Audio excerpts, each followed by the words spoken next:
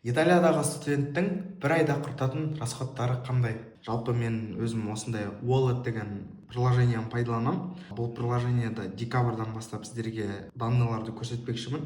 Декабрьда менде 2170 евро кеткен болатын. Яғни оның ішінде жилье 738, еда и напитки 381, покупка, инвестиция дегеніміз ол яғни депозиттің ақшасы, потом қайтып келетін ақша ғой, сол себепті инвестицияға жазып қойғам. Финансовый расходтар. Январь айын қарайтын болсақ, уже январь айында менде тек өміріме ғана 906 евро кеткен болатын. Яғни жилье, жизни и развлечения, мұндағы 259 евро Венецияға деген сапарым осының ішіне кіріп тұр.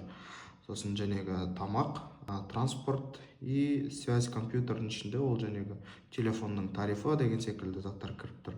Февраль айына келетін болсақ, жилье 300, еда и напитки 206, жизнь развлечения 84, бұның ішіне жәнегі Отранто, Лечи деген қалаларға сапарым кіріп тұр.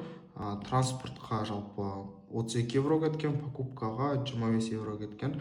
Жалпы алғанда 680 евро расход болған. Осы айға келетін болса, осы ай әлі аяқталған жоқ.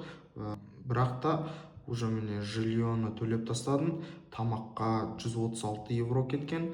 Тариф құйғаным бар, транспорт бар, және де басқандай да расходтарды есептегенде 518 евро кетіп тұр.